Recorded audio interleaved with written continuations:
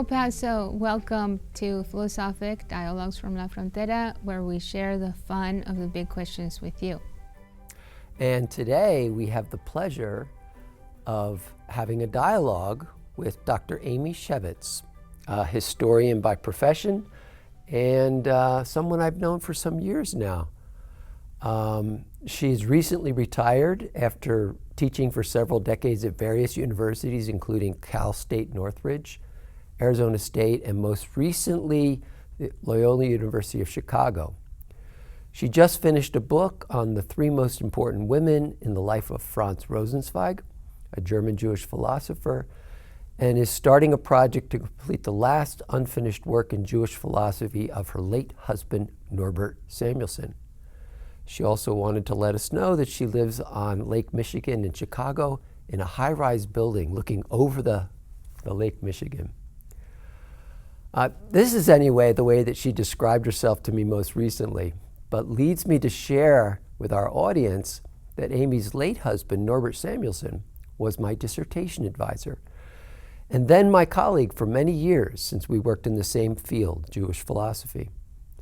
And so I also know a bit more about Amy, about Dr. Shevitz, and that she began her career in history by studying and writing about American Jewish women in small communities in the Midwest.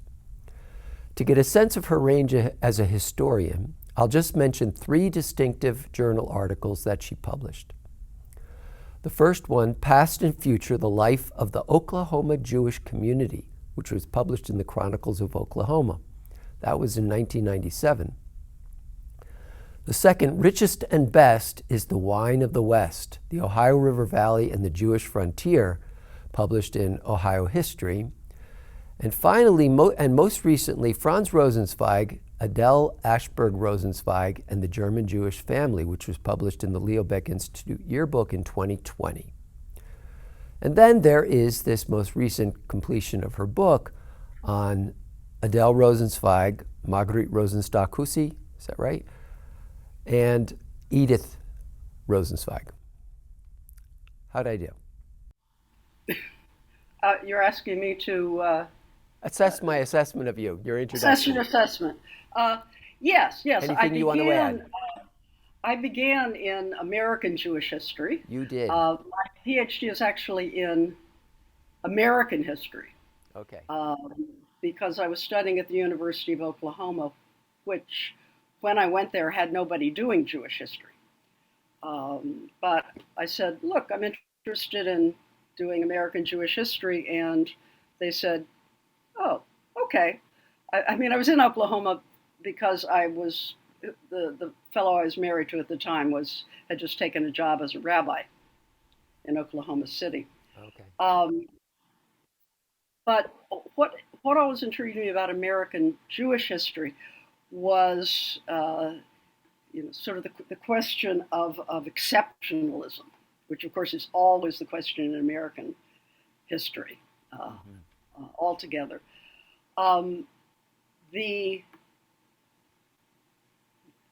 There's no question that the American Jewish community has been in an exceptional position in that it grew up in an environment where there was not a medieval legacy of laws restricting Jews. It's not to say there weren't laws in the colonial era and even into the early national period that Jews couldn't vote in certain states, but that went away very, very, very quickly. So that has made for a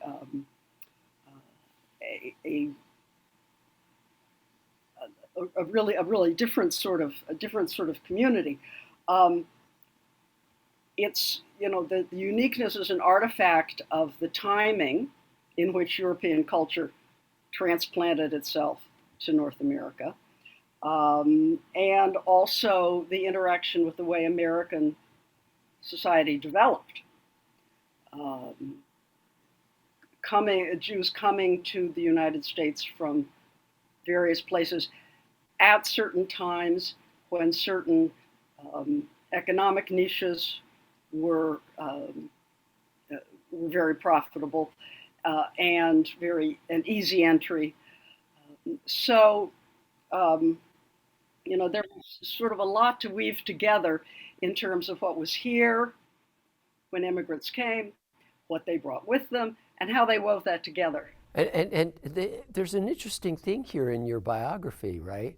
So, how you introduced that to me, what's American history in general, and how that is, that it presents itself to us in a much different way than European history, with its medieval background, right? And so there's a lot of things going on because place is very important to you. I mean, you were in the Midwest because of a relationship with this other person, this other man, right? Your former husband. So your place dictated part of your interest in how you developed your historical studies of these small communities, right? Yes, absolutely. Yeah. My dissertation, which was my first and so far only book, is, as you said, about the small Jewish communities on the Ohio River. And I took up the topic because someone at the University of Kentucky Press asked me to, because they were doing a series of books about that region. Is a regional history. So I got interested in the way in which specifically regional developments affect the development of Jewish communities. I mean, for instance, in the 19th century, one of the leading Jewish communities in the country was Cincinnati, Ohio. Well, not so much anymore, but it was because of its role in the Ohio Valley and the way in which the Ohio River was a path of migration and an economic road. So that got me interested in the question of the role of place in American Jewish history.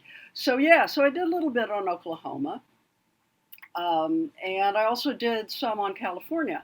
I know in Los Angeles. I didn't include that article, but I thought that was also interesting. So you moved there, became interested in that. When I got to Los Angeles after 3 years in Oklahoma, and of course Los Angeles is now the second largest Jewish community in the country after New York. I just got interested in that whole development. California as a whole has a fascinating Jewish history. The city of San Francisco is like this instant city, right? Overnight, all of these people come in, and with the result that the Jewish merchants, and these were, men who came mainly from the East Coast as part of that big movement of European Americans to the West, they were part of the development of the city from the beginning. And so Jews have always been part of the social and cultural and economic elite of San Francisco. Oh, how fascinating. Yeah, and I mean, I think it was it 1870, San Francisco's the second biggest Jewish community in the country. And so it's very important. It's really important. And that's a very different story than the story of Los Angeles, because the northern and southern California stories are different. So it just always seemed to me, as I would be sort of looking around and thinking about Jews in a place, that was important. So I've been involved with I have a number of friends who do specifically Jews in the American West, and how different that is from our assumptions if all we study is New York and Boston and Philadelphia. Or even those plus Chicago. It's just very, very different. There have been some interesting stuff actually written about Jews in Texas. Yeah. As a matter of fact, Kim and I spend some time every year in Galveston, and there was a big movement of Jews to Galveston at one point, Galveston, Texas, right? And so I find that also very interesting that they got directed to that. Yeah, well, Gulf there was a Coast state. concern in New York among Jewish leaders that anti-Semitism was being, I'm not saying it was the immigrants' fault. It's just that there were more of them increasingly, and people began saying, whoa, don't know about this. So they said, well, listen, what we need to do is to encourage Jews, instead of coming to New York and settling on the Lower East Side and going, having a push cart and all that, go someplace else in the U.S. and be part of that. The Galveston project was part of a larger project called the Industrial Removal Office, which tried to send Jews to all sorts of places, primarily smaller cities and smaller towns. And in some places, these resettlement projects really worked. There were a number of Jewish families in Oklahoma City who could trace their grandparents, great-grandparents to Galveston. And even more so, that Galveston influx affected everything that came up from Galveston, like a little bit, east into Louisiana, west into the farther west, but even up into the upper Midwest. And as far as the Industrial Removal Office, I found one small town on the Ohio River that had been a very big success for the IRO. One family settled there, and they started sponsoring others. And by 1920, there were like a dozen Jewish families. But this is like Bel Air, Ohio. I mean, this is not a big town.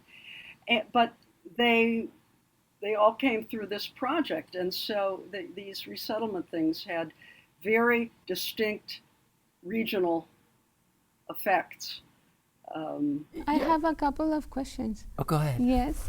I'm going to zoom out, Amy, and I'm going to ask you, two questions. How would you define history of, because it's everywhere, right? We're talking about it.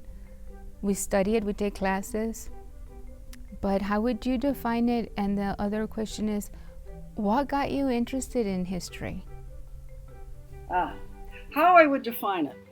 I like to look at etymologies. And the etymology of history, going back to the Greek, is inquiry, asking questions. And from that root, it develops into inquiring of the past. What you learn through inquiring of the past. So it is the account of the past broadly. Now, we have to talk about data and interpretations and all of that. But I was thinking about this actually, that as it's in distinction to philosophy, where the root of philosophy is love, is desire for this wisdom. It's very, it's not dispassionate, right? It's like this, it's love of wisdom. History is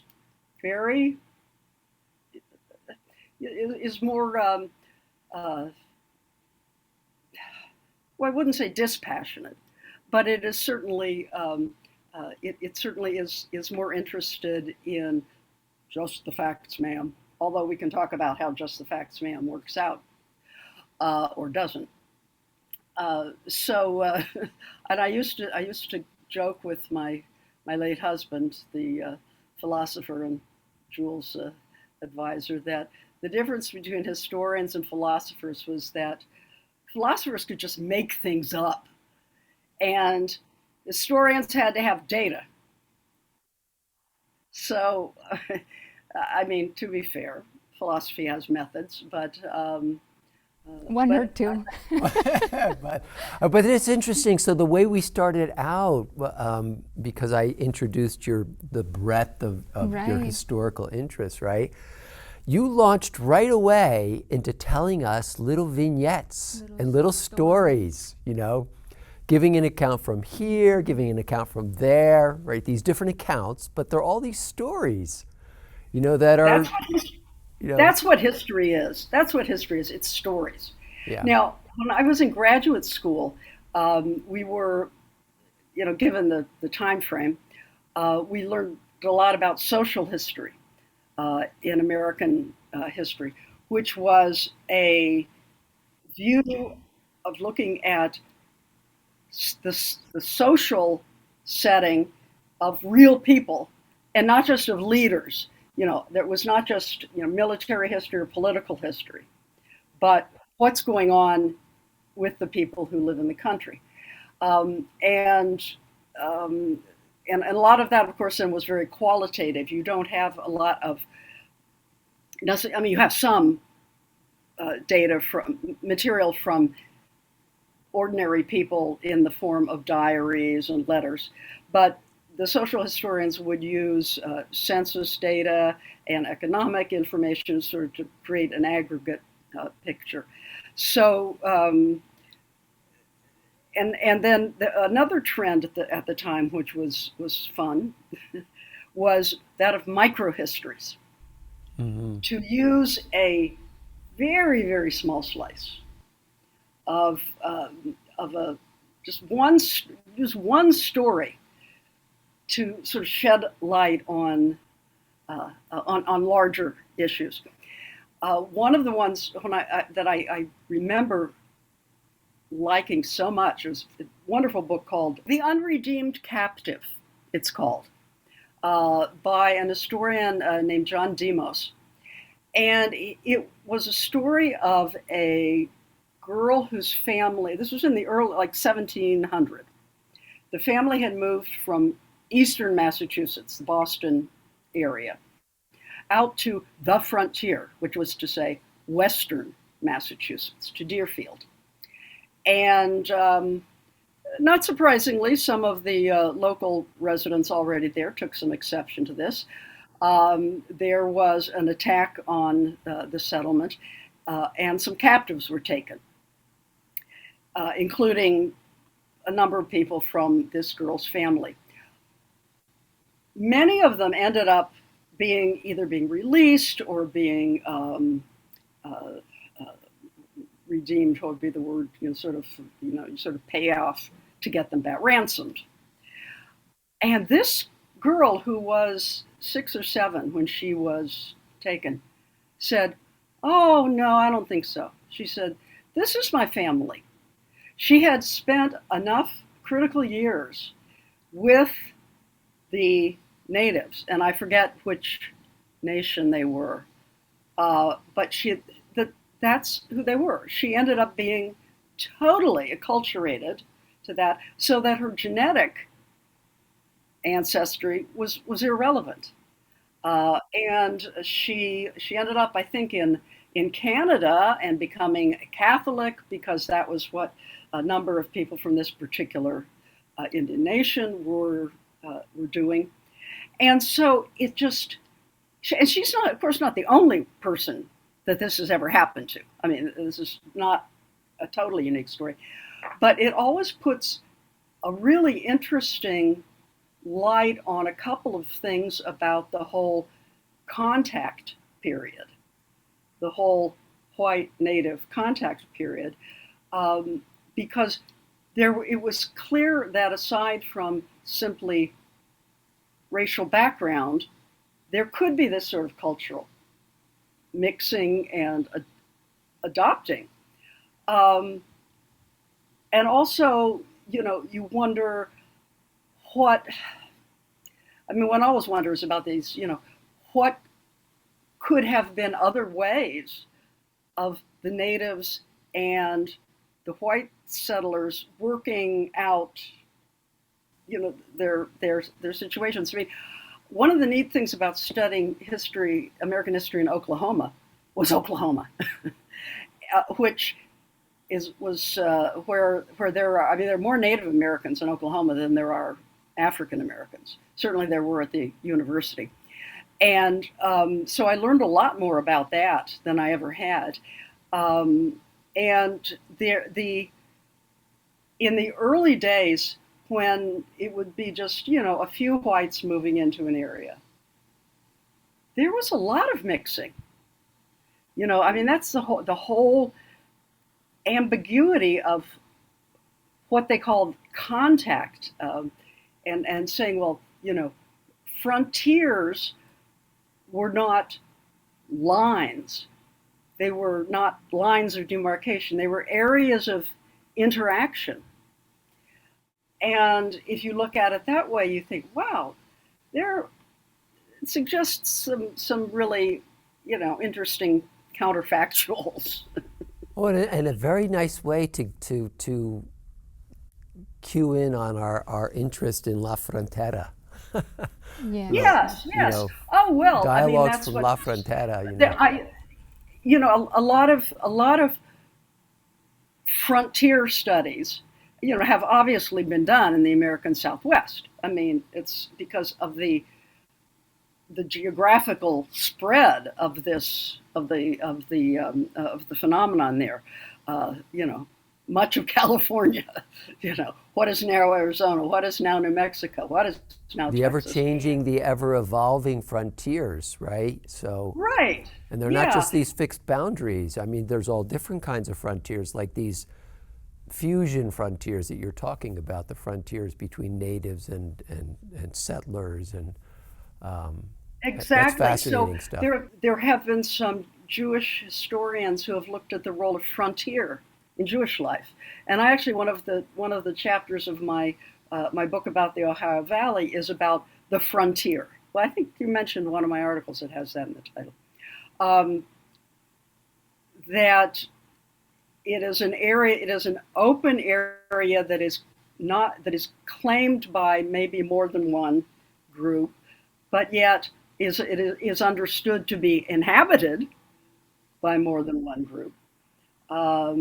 And in that sense, I mean, there's a classic American notion that, at a certain point, like 1890, the frontier closed in America. There was no more frontier. Frederick Jackson Turner. It was a famous theory because it was seen to explain, for one thing, the ultimate achievement of manifest destiny, but also to say, now our society has to be different because we don't have what is a frontier anymore, which is where we can let off steam and send people to pioneer and to try new things. But there was no closing of a frontier. There were still plenty of frontiers, within the American West, and then using the concept of frontier within other parts of other areas of American life. Amy, and so you questioning that claim that the frontier has now been closed leads me to think of this question we had for you. Given your criticism, I guess it makes me think that I know how you're going to answer, but do you think that when we read history books, can we trust historical accounts? And precisely, right? The history of the American continent is told differently from the perspective of Europeans versus American Indians, right, or well, of course, African. Part of it depends on what you mean by trust. In the 19th century, when the historical profession was really gelling as a profession, there was a German historian whose ambition it was to construct a method to portray history wie es eigentlich gewesen war. as it really was. And at that time, with the notion of science, that things were knowable, that was his point of view. Um, and they wanted to bring science into history so that it was more objective. So that in which in that respect is unobjectionable. I mean, uh, but really what we need really is trust but verify, and read everything. We need to distinguish between what happened and how we understand and evaluate what happened, right? So white Americans and some black Americans settled the West. And is this, it's indisputable that this happened. These are facts of knowing where people went. Was this a great achievement of Western civilization, or was it a disaster? What's the answer? Yes. And yes. And a good historian will read all of this stuff. In grad school, we had to read a book called That Noble Dream, the objectivity question in history. And it went through the way from Ranke, who said, "Oh, we can know how it really was," to certain theorists who will say nobody can ever know anything. Well, yeah, but but that that we got to do something with it. You may not. It depends on also then on what you mean by no, right? So, um, if you're going to write a history of California without including the fact that it was of the Spanish influence, which carries over into the Mexican political entity, and the way in which those old families, the Californios, interacted with new white settlers. Unless you read all of that stuff, you're not going to be able to know what to do with your data at all. Um, so, can we trust an account? A, an historian with integrity will say, you can trust my account as far as I knew to do it honestly. I have read all this material, and it seems to me this is how it all pulls together. But any historian who says, well, then this is it, and isn't open to other interpretations of the same material, which may end up being wrong. I mean, they may end up not being as defensible. You have to just keep completely open to it. So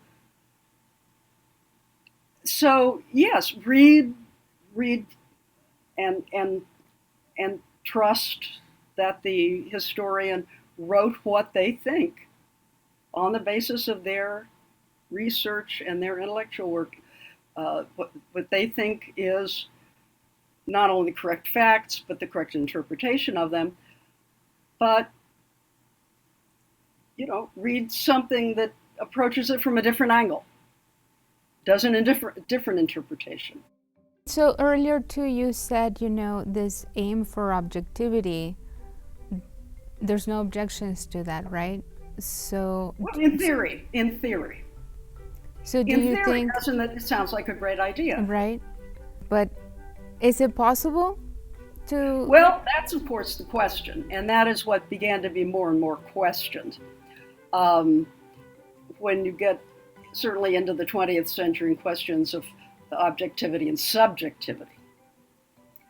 I mean, it may be that being the sort of animals we are psychologically, that objectivity, I mean, even in science, they talk about this question. Even in science, they talk about this question. And they talk about, the paradigm shifts in science, which everyone likes, not everyone, but a lot of college students, for instance, they say, well, I'm not religious because I believe in science and I believe in what you can prove. And I say, well, okay, and what are your criteria for proving something? So, we just have to do the best we can within knowing that we have limits.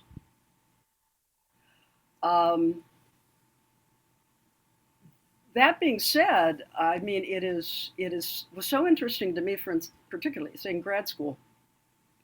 I had seminars with professors who knew like zip about Jewish history. And some of the most useful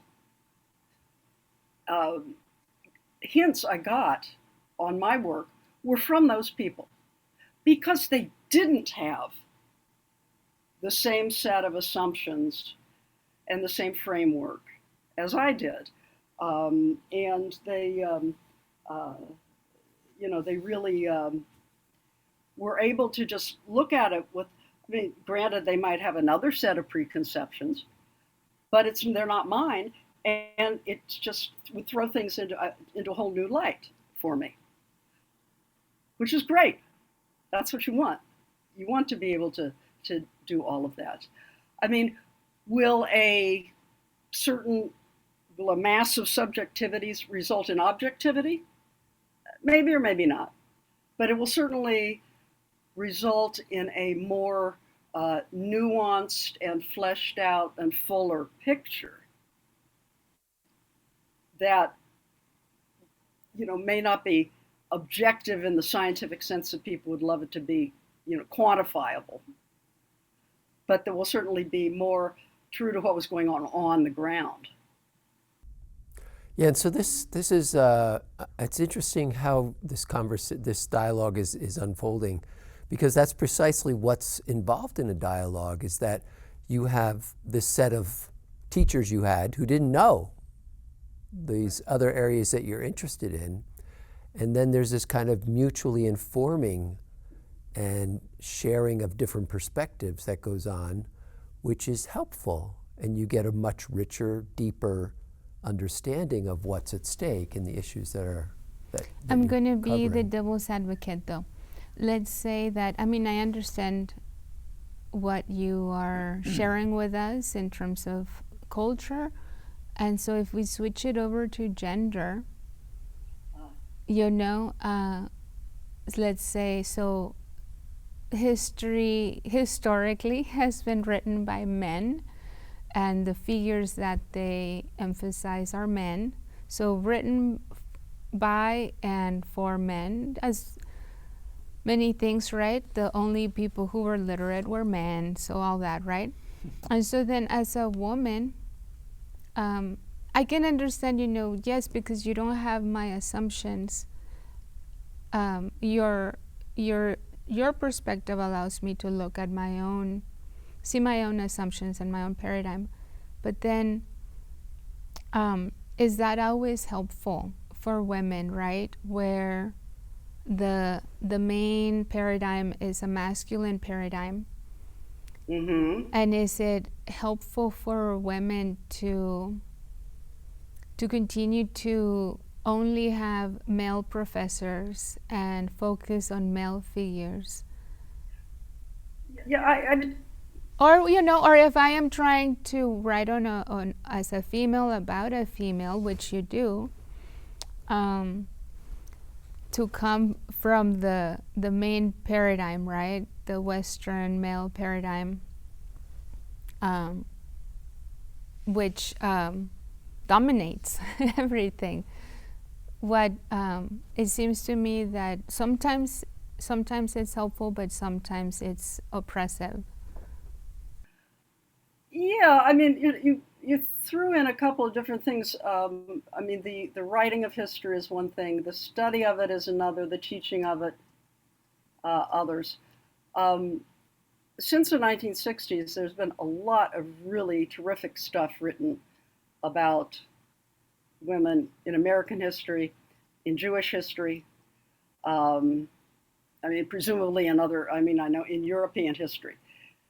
The fact that it was male dominated was so obvious at a certain point.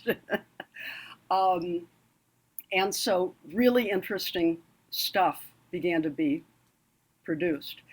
Now, as an historian who is a woman, I there are sometimes, for instance, when well, let's talk about Franz Rosenzweig and the three women that I'm writing about. I was going to make that turn myself, but you Okay. you did it without me saying anything. The So women are Adela Alsberg Rosenzweig, who's a mother.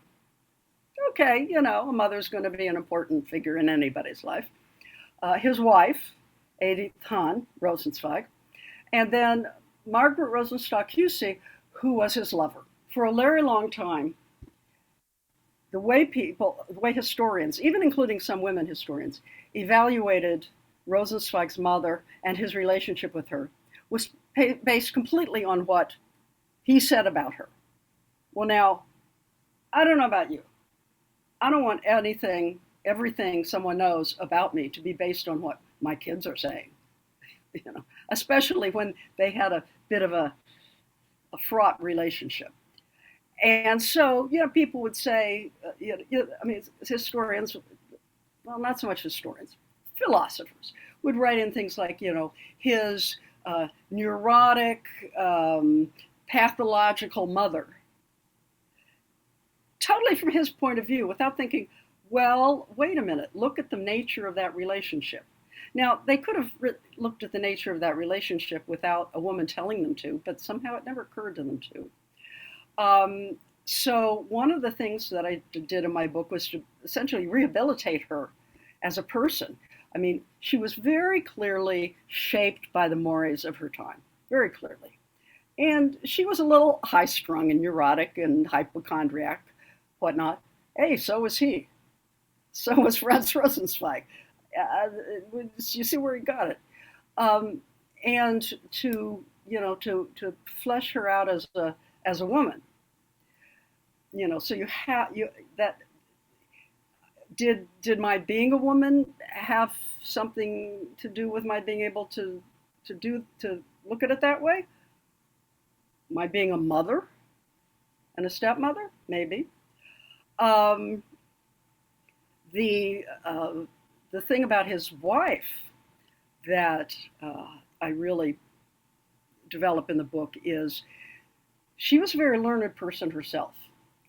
And she was the one who, when Rosenzweig developed ALS when he was 36, lived with it for 7 years before dying, but he was basically paralyzed.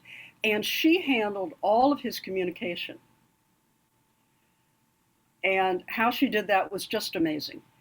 And the people around them were aware that she was doing this and were aware of how amazing it was, but would say things like, it was so amazing what his wife did for him. In print, it was so amazing what his wife would do for him. Would you like to give her name, maybe? You know, Rosenzweig, in the book, I often call him Franz because I call the women by their first names just for clarity. And so I call him by his first name. Anyway, so he works with Martin Buber on a German translation of the Bible. Edith is part of the whole process. I went through the notes that they made Buber's notes while they're doing this translation. And there's a number of references to her. You know, what do we want to do with this question? Maybe I'll ask Edith. Those sorts of things. So then, And did she get credit? Well, let me just set the scene a little bit more, because the entire process took place while he had amyotrophic lateral sclerosis, ALS. So she was involved during the whole time. I mean, she was basically his hands and part of his voice, right? So that whole project with Buber, translating the Bible, was really a three-person project. oh, yes. Well, and more than that, if you count the people who also did some of the typing and the Oh, right. reorganizing Yeah. and all of that and all of that. Yeah, and yet when the a book of essays is published about the translation, the Verdeutschung, the Buber in the introduction thanks all the men who helped us with this and named Rosenzweig's students like Nachum Glatzer and his friends like Ernst Simon. And Buber says, like, excuse me. So, It's So like Amy, there's a blind spot. not only that, so I They don't think the even see it. service I really hope that Indiana picks up your book, because what you're doing is a work of justice. You're right. You're correcting the historical record, right? yeah. And that's a super important thing to do, right? Yeah. Well, now what's interesting is that late in his life, Nachum Glatzer, who was just totally devoted to Franz Rosenzweig, said, at the time, I really underestimated Edith. And by the time I got around to realizing exactly how important she was, she had already died, and it was too late for me to correct it. And he always felt bad about that, which I thought was really lovely. That he did eventually recognize, well, wait a minute. And one of the things I have to do, of course, then in the book is what actually did she do? How did it work? What was the process? What were the linguistic processes that were going on? Franz couldn't speak. How did he say anything? I mean, how did he say, quote unquote, anything? So that was uh, that was another important piece where probably because I want to stand up for sisterhood and all that stuff, my identity helped. The third person, Margaret Rosenstock-Huessy, um, has always suffered from the fact of the fact that, well, she's known because she and Franz had this like long correspondence back and forth, coupled, yeah, sometimes several letters a day, back and forth between about 1917 and 1917 and 1925. And she and her husband kept all of his letters, Franz's letters, which, when they became known in philosophical circles, were like, oh, wow, he was writing this while he's writing his philosophy, and he's writing about it. And now nobody talks about his masterpiece, The Star of Redemption, without talking about what he says in these letters. And they were always known as the so-called Grisly letters, because Grisly is a nickname for Margaret, and that was what people called her. Unfortunately, Margaret's letters to him were destroyed. They're not entirely clear. Probably by Edith, and I don't think it's because she was jealous, although she had perhaps reason to be. But Edith was a very private person, very proper German woman, and she would have considered those as just, personal stuff. You don't, you're very careful with what you publish. When she and some other people worked on publishing volumes of Rosenzweig's correspondence, they were very careful about what they edited out. But this is what got me into the project in the first place, was when a philosopher who is teaching Rosenzweig at Bar Ilan in Israel said, well, you know, everyone uses this material, and he himself wrote a book about the material, said, but nobody knows anything about her. And his students would ask about her, and he'd have to say, I don't know. We don't know. And so now, if they will read my book, they will know. I mean, looking at her, what did she bring to the relationship? What was she getting out of it? What was the role of her husband in this relationship, and of other people in their circle? They were all really wanting to revive religious faith in a time, that is the 19-teens, 1920s, when it was sort of schwach. And so to have her as a whole person in the story just makes so much more sense. Now, I will admit that some of my perspective, based on my personal experience, did inform me in questions that I asked of my material here. On the other hand, one has to be careful about these issues, because for so long, the fact of personal identity was used against women. In philosophy, how could a woman do philosophy? That's an ad hominem. That's an ad hominem argument to the man, a fallacy, a logical fallacy. Attacking the person. Well, but the of character. Course, you know, and the way philosophy was written. I came across one in Levinas, of all people, the other day, talking about alterity and the feminine alterity. Well, yeah, says you the man. Me, the woman, says male is the alterity. So one has to be careful not to make it such that, you know, people are essentialized. I guess that's it.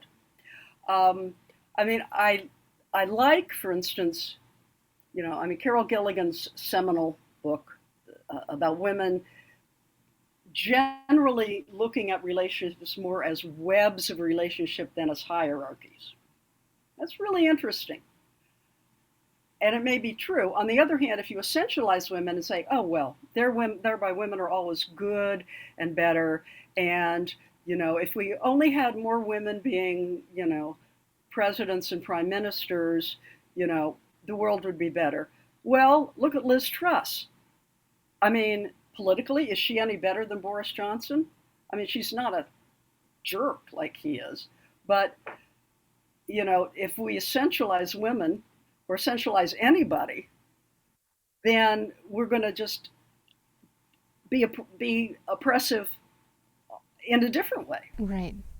So that's why I say this. Yeah, if all one knows is and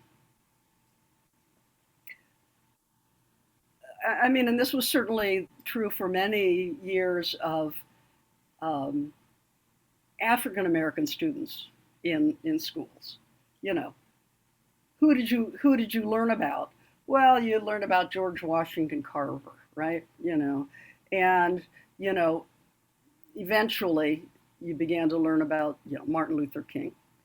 But if you're not learning about the way in which Africans and Europeans together built the colonies, which they did, then yeah, it could feel oppressive. It'd feel like, well, either we didn't do anything or you don't think it was important. Open it up, and it not only, brings in the students who can say, oh, well, yeah, this was part of this.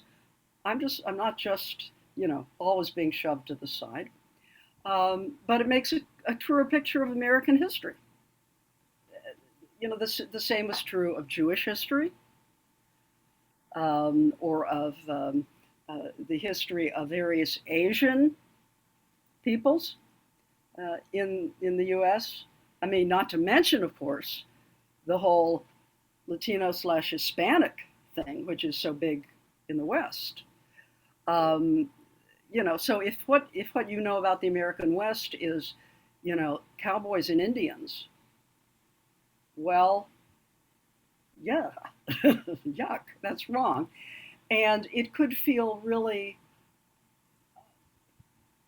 a young native student could feel really bad. Like, well, gee, all this stuff that I thought was really good about us, that we were good horsemen, that we were good hunters, all of this stuff that I thought was good about us, they're saying is bad. Yeah, that's not good. This is bad. It is oppressive. Then bring that into the picture in a balanced way. It's going to help the student, and it's going to help the writing and presentation of history altogether. There's lessons to be learned from this too. So you're in good company with your critique of Levinas's alterity, concept of alterity, because Beauvoir made the same critique. When she first read Totality and Infinity of Levinas's Totality and Infinity, and he took it to heart. And so the next book he wrote, Otherwise Than Being, is written from a totally different gendered perspective. He changes that and makes it genderless, more or less, right? Yes, So, yeah. See, I like that, and I like the fact that you bring dialogue into it, because they actually had some back and forth, and that criticism, and he actually thought, instead of saying, "Oh, you difficult person, I don't want to listen to you, you're just being difficult," said, "Oh," took it into, made it part of his mental storehouse, and could do something else with it. So that's really important. Yeah. A couple more questions, Amy, and also in case you have questions for us, let us know. Feel free. Who is your favorite historical figure and why? I hate that question. Oh, we can skip it. Well, I hate that question because I'm always in love with whoever I'm studying at the time. So, like right now, I'm just fascinated with Weimar, and I'm reading all this stuff from Weimar, and I'm reading novels, and I'm reading plays, and that's fascinating. I would say I don't know that I've been grabbed by any one person so much that I would say that. The only question that is worse than that question for me is, what era would you love to have lived in? What era would you have loved? No, just kidding. Thank you for asking, Kim. Why would I want to live in any era even less enlightened about feminist issues than this one? Mm-hmm. Right. As you mentioned, a lot of historians focus on the objective stuff and like the history of military events, right? Yeah. And so so that last question is, as a historian, do you see how do you see historians contributing to the possibility of creating more peaceful relations between people? Well, in the first place, military and political history are nowhere near dominant in the field these days. Nowhere near. And probably haven't been since the 70s. Okay. This is a question that's always related to that famous that famous quote from Satayana. If you don't study your those history, who you're going to cannot repeat it, right? remember the past are condemned to repeat it. Exactly right. Well, not really. That's just way too simplistic. I mean, to pull a sentence like that out of an entire piece Right. is dumb. But people do that in particularly if they're talking about things like Holocaust studies. Oh, we have to study this so that everyone should know so they will never forget. Well, okay, that's fine. And then it's actually another favorite quote that some people say, well, okay, maybe that Santiana quote is too simplistic, but and they will say that Mark Twain said this, history does not repeat, but it certainly rhymes. Well, whether or not Mark Twain said it, which he probably didn't, that is a little closer in the sense that there are patterns that recur. And one of the things historians need to do is to find patterns. If you think about all of the genocides that there have been since the Holocaust, does that mean that nobody knew about the Holocaust, the war against the Jews in the Second World War? Now, granted, there are going to be important differences between the genocide perpetrated on Jews by the Nazis in Europe and elsewhere, and the genocide perpetrated in Cambodia, for instance, by certain political factions against perceived, actual and perceived enemies, or Rwanda, where people's passions get so worked up that they end up killing neighbors that they live next door to for a very long time. Yeah. Each of those has there's something different that comes from it. And we might not repeat history. We might say, oh, we're never going to make those mistakes again. We're going to make new ones.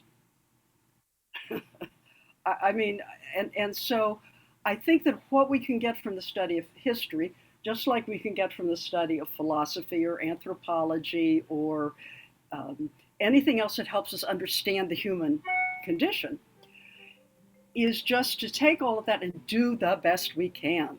Mm-hmm. This has been a wonderful dialogue, Amy, and we're very thankful that you joined us. Well, thank you for asking me. It's always fun talking with people. I mean, that's what, I like doing that. I love having colleagues. I love having study groups. I love going to conferences and listening to all sorts of stuff coming at me. And you had a chance to talk about your work with us. And I get to talk about my work, which I hope will be picked up by some press intelligent enough to know how important it is. Well, good luck with that. This has been Philosophic Dialogues from La Frontera. My name is Dr. Kim Diaz. And mine's Jules Simon. I practice philosophy at UT El Paso. And please check out our other videos on YouTube. Thank you. Join us next time.